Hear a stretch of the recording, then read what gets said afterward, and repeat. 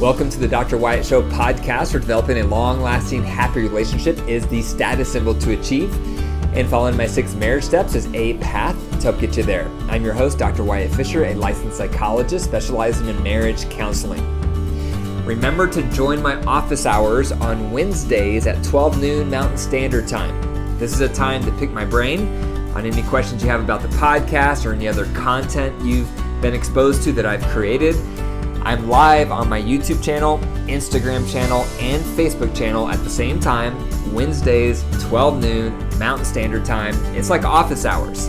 So think about high school and college, you go to your professor's office hours to pick their brain. So likewise, I have office hours for you. So take advantage. Today we're going to talk about 3 steps to a correct mindset with feedback. One of the top things I help couples with in my practice is learning how to give and receive feedback, because that's an essential element to being a good partner, being open to feedback, getting feedback. Your partner is the top person on the planet to give you feedback because they see you through your highs, they see you through your lows, they hear what comes out of your mouth, they see your moods, they see your strengths, they see your weaknesses. Therefore, your partner is your biggest asset for personal growth. But giving and receiving feedback is a massive problem for a lot of couples. A lot of couples don't ever give each other feedback, or if they do, it's in the form of criticism. Then it's met with defensiveness. So then we just learn to stuff what we really feel, or we pick our battles, or we blow up. It's a mess. So I want to talk today about the correct mindset, 3 steps to developing a correct mindset with feedback. Number 1, you need to value feedback. You need to develop this value that getting feedback from your partner is good. Getting feedback from your partner is helpful. Getting feedback from your partner is constructive, because that feedback is going to help you become a better person, to become a better partner. Do you want to grow? Do you want to evolve? Do you want to be refined? Your partner is the best person to help you do that.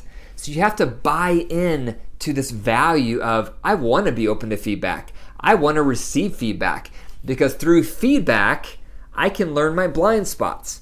I can learn where I'm rough in areas. I can learn where I need to improve. Without feedback, you don't know how to improve. So I'm a big believer in feedback. And even in my newsletters, I have a lot of people subscribe to my newsletter, and I send out a feedback form once a month asking people for feedback. What can I do better? What are you enjoying? So I can grow. I'm a big fan of feedback in my marriage, asking my wife, how can I be better? How can I improve as a partner? All of my team of coaches that work for me, I ask them for feedback once a month. How can I get better for you? So in multiple areas of my life, I'm trying to constantly ask for feedback because I am a believer. I am a strong believer in feedback because I see how important it is, and because I personally want to always be evolving to become a better person. I want to become a better person today than I was yesterday.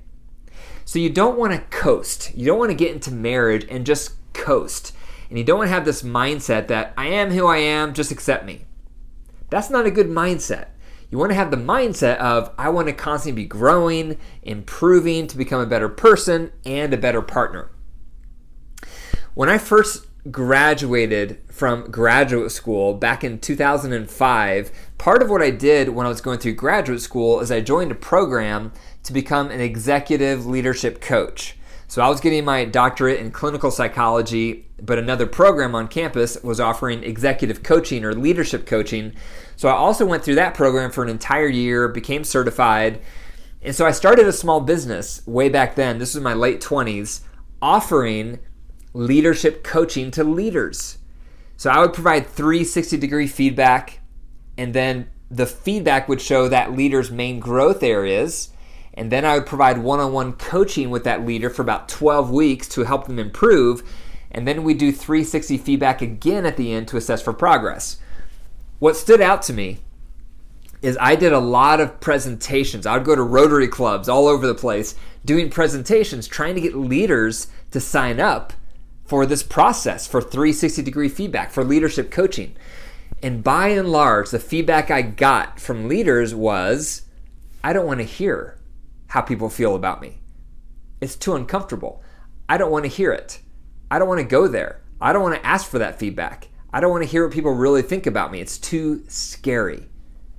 And that was so disheartening to me, and so jarring to me, and so alarming to me, because what's the smarter approach? You can either stick your head in the sand like an ostrich and pretend there's no negative feedback for you and that everything is great, which is a falsehood, that's a lie, or you can ask for that feedback and you can do something with the feedback. So it was just incredible to me how many leaders were too intimidated to ask for that feedback. And likewise in marriage, I meet a lot of couples where one or both partners don't want to hear what their partner has to say. They don't want to ask for feedback because they're scared of what their partner is going to say. But guess what? Your partner is going to have those feelings and think those thoughts about you whether you ask or not. So wouldn't it be smarter to ask, to hear about it, so you can do something about it, than never asking? Because if you don't ask, that's going to make them feel bottled up and hopeless, like things are never going to get better.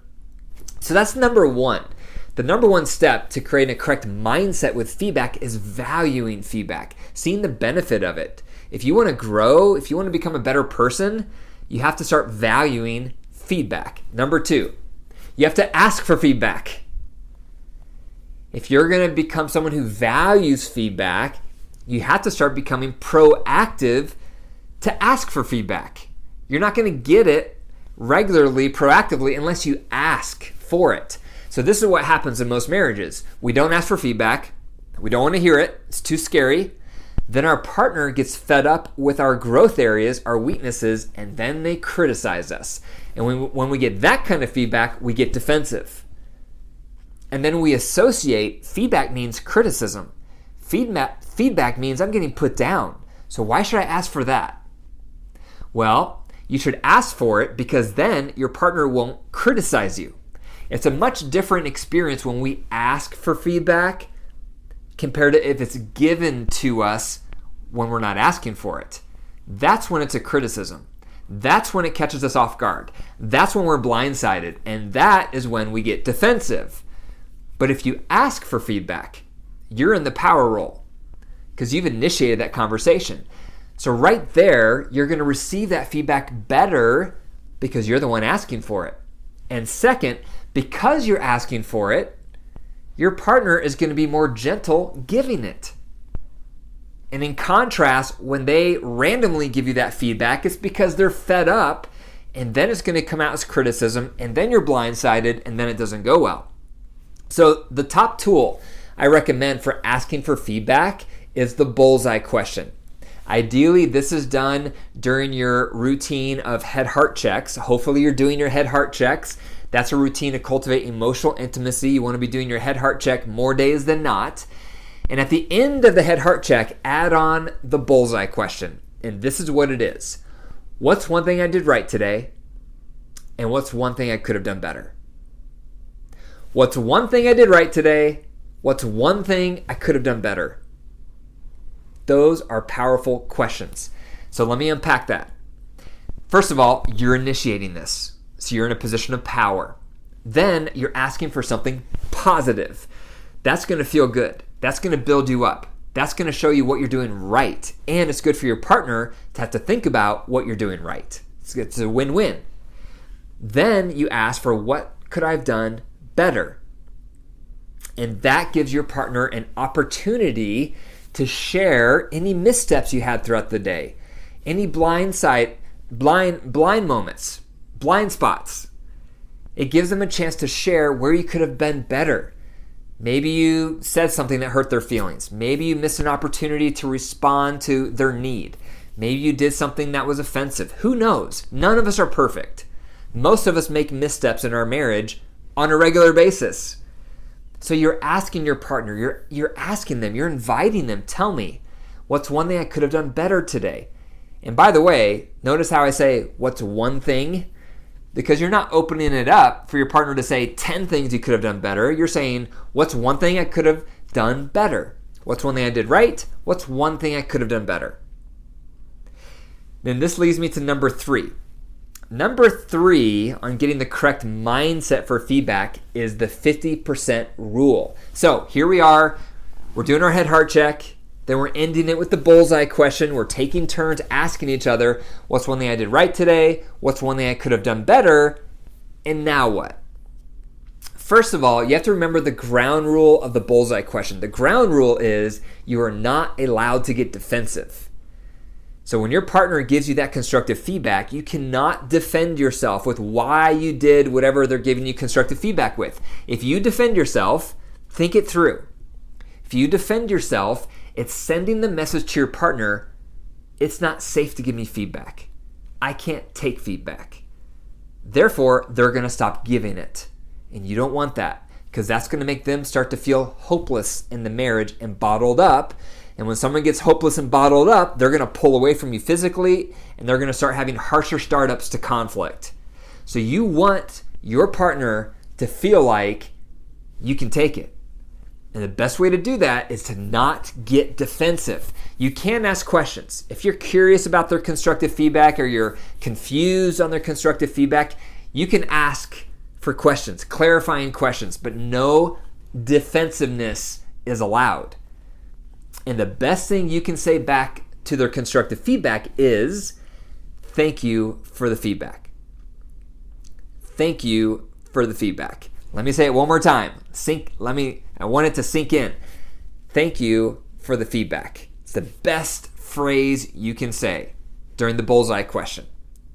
Now, let's talk about what happens next. This is number 3, the 50% rule. The 50% rule, if you remember, is part of the reunite tool for discussing resentments and how do you respond back when you're the listener. So this is an overlap here. So the 50% rule basically says when your partner gives you constructive feedback, it doesn't mean it's all your fault. It might not be any of your fault.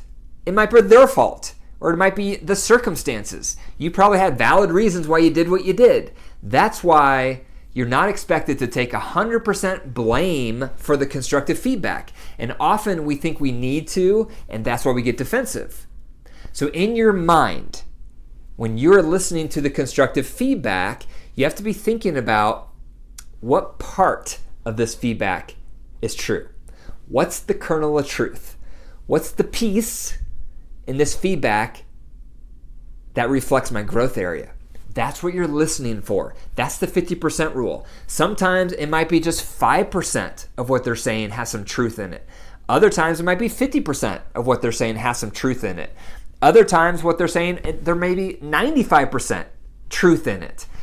You're in control to decide how much of their feedback is legit and valid. That's up to you. And you get to mull that over after you say thank you for the feedback. You get to mull over that feedback over the next day or so. Mull it over, think it through, reflect on it. And when you're reflecting, you're thinking about, is there any kernel of truth? Does that feedback reflect any changes I need to make? Is there any adjustments I should consider? Are there any blind spots that were highlighted for me? And again, you are in control of deciding that. A lot of times, constructive feedback is an issue of control. Because when we're criticized, we feel a loss of control. So therefore, we defend ourselves to regain control. So it's a really interesting way to think about feedback from a perspective of control. Therefore, when your partner gives you that constructive feedback because you're asking for it, what's one thing I did right today and what's one thing I could have done better, they give you that constructive feedback and you say, thank you for the feedback. Now you're in control. You get to decide how much of this feedback is legit, how much of this feedback is warranted, how much of this feedback do I need to consider in order to make some changes. You are in control of that. And you don't even have to tell your partner what you've decided. That's up to you. You mull it over, you reflect on it, then it's up to you what you choose to adjust, if anything. So, those are 3 steps to develop a correct mindset when it comes to constructive feedback.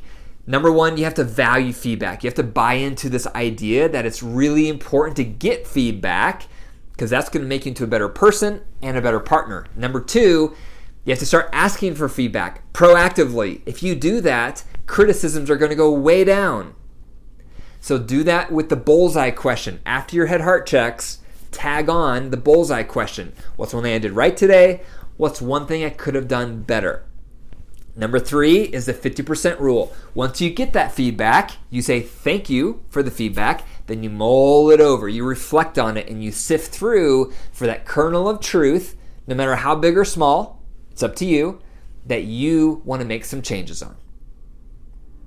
Thank you for listening to the Dr. Wyatt Show podcast. If you enjoyed the episode, click the 5 stars and leave a review. And the best way to pay it forward is to text one person today about the Dr. Wyatt Show podcast. You can even forward them this link.